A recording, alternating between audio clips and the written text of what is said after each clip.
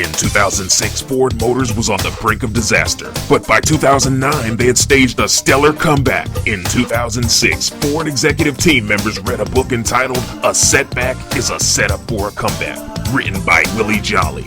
Comeback King, world-renowned speaker, best-selling author, and media personality. I want to mention Success Magazine. Yes. January issue. They named you Comeback King, which is great. Yes. The story behind it is fascinating. It's because of some speeches that you made for Ford Motor Company. Tell us about that. Ford Motor Company called me during 2006 because Ford was teetering on the brink of disaster. They needed to get 25,000 people to take a buyout, but no one was taking it because it was a fear-based mindset. And so they asked me to come, and I went around the country speaking to Ford employees in the plants. I never told them to take the buyout. I told them about the possibilities for America and their dreams, and many of them were inspired by it, obviously, because 38,000 people took the buyout after that. And then Ford had me come back in 2007 and 2008, do all the internal television programs for the plant workers. We did a program called The Attitude of Excellence, which is now being played around the country still. And then in 2009, they sponsored my radio show. So we first helped them to stabilize their workers, then they helped them to improve their performance, and then helped them sell some cars. And as our viewers will recall, Ford ended up not taking any of the federal bailout money. They're the only one who didn't take the bailout. They're the only one who didn't file for bankruptcy. And they had the first billion-dollar profit quarter in 2009. Wow. Well, that's rather amazing. That's remarkable. Congratulations to you. Today I'm going to talk to you for a few minutes about turning setbacks into comebacks with an attitude of excellence. Turning setbacks, 5 simple steps for 5-star success. Now, one of the folks I helped to do that for is a little company you might have heard of called Ford Motor Company.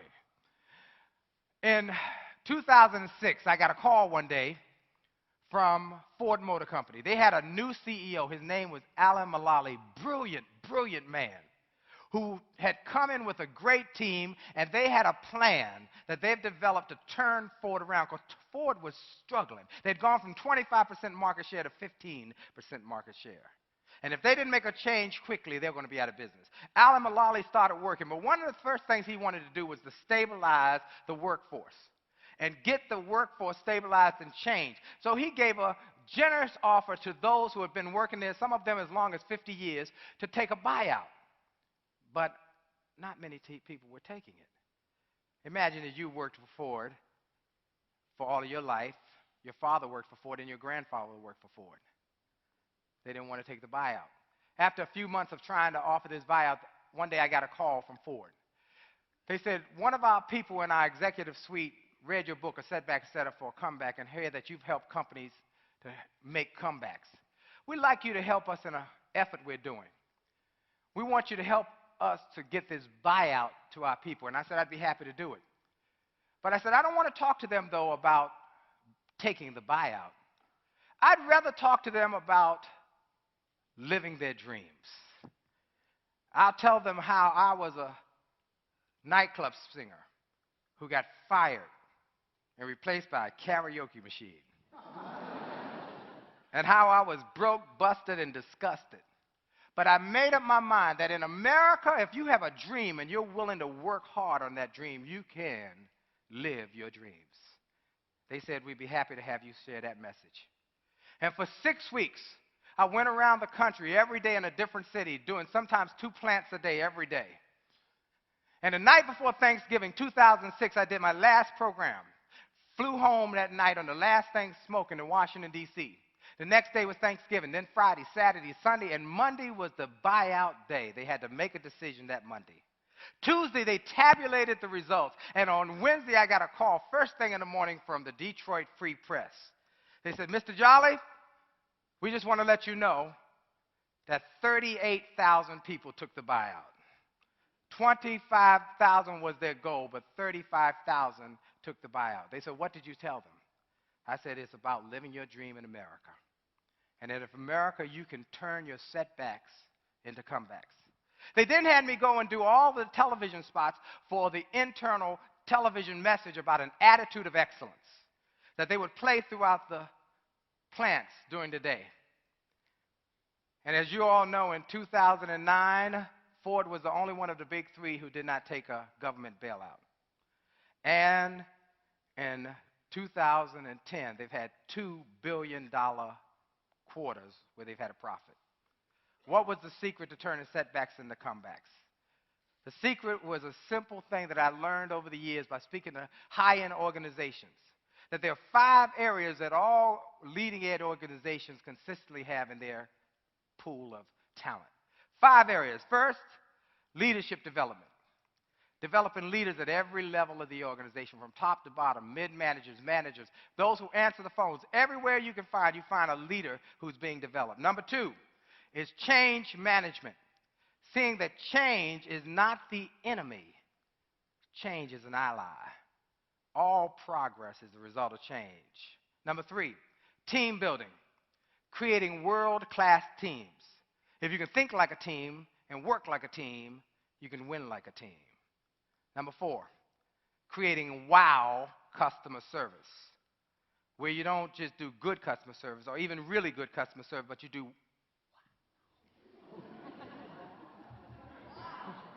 wow. You wow your customer. You got to wow your customer. And then a winning attitude. Your attitude definitely determines your altitude. Develop a winning attitude in every part of your life. Because those who have a positive winning attitude win more comeback. You're looking at a guy who was a nightclub singer who got fired and replaced by a karaoke machine, but who made up his mind that he was going to change his life, started speaking to young people about staying away from drugs. And from there, the teachers would say, can you come to my teachers association? And then someone there would say, could you come to my church? And then someone there would say, can you come to my company? And it continued to grow. And then Les Brown, the great motivational speaker, heard about me and invited me to be on tour with him and his wife at that time, Gladys Knight. And that allowed me to get a radio show, and the radio show got syndicated. And then it allowed me to get on TV with CBS television and PBS. And that allowed me to get a book deal. And the book became a bestseller. And then the second one became a bestseller. And then one day, Toastmasters International called and said, you've been named one of the outstanding 5 speakers in the world for this year. Former winners include Colin Powell, Norman Schwarzkopf, Nelson Mandela. I said, you sure you got the right person? My name is Willie Jolley.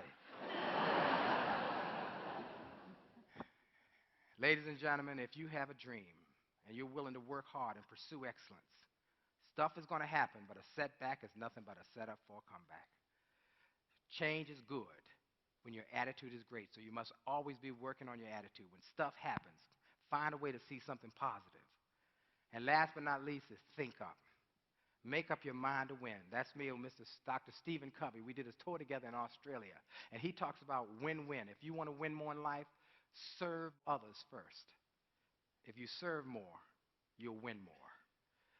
Think up. Make up your mind that it's okay to win. I close with this. One day I was struggling as a new speaker. Had no books, no tapes, no videos, nothing. Someone invited me to speak in Orlando, Florida. I went to give the speech. They gave me a standing ovation and then gave me the check. I looked at the check and I got a thrill. I put the check in my pocket, went on my way to the airport. On the way home, I pulled that check out a second time because I wanted that thrill one more time.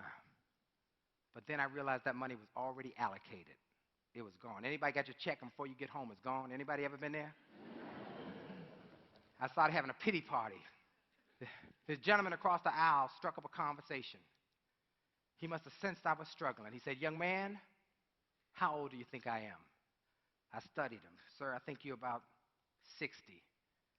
He took off his glasses, looked me dead in my eye. He said, young man, I'm 88 years old. I'm 88, and my best is yet to come. In that moment, everything changed, because an 88-year-old man could have the optimism to believe that his best days were in front of him and not behind him. What did I have to whine and cry and complain about? And I went home and I got busy. And I started making sales calls. And if people say no, I'd say next. And they say, I'm not interested. I say, you're not the right one. And 20 years have gone by. I've been inducted in the Speaker Hall of Fame, named one of the top 5 speakers in the world, best-selling books, TV and radio, but it's just the tip of the iceberg. And I came here today to Ted, to all those across the web, to say to you, without a question in my mind, with all the changes and challenges and difficulties we've faced as a country, I'm saying to you without a question in my mind that our best is yet to come. And your best is yet to come. Your best is yet to come. God bless you. Thank you so much.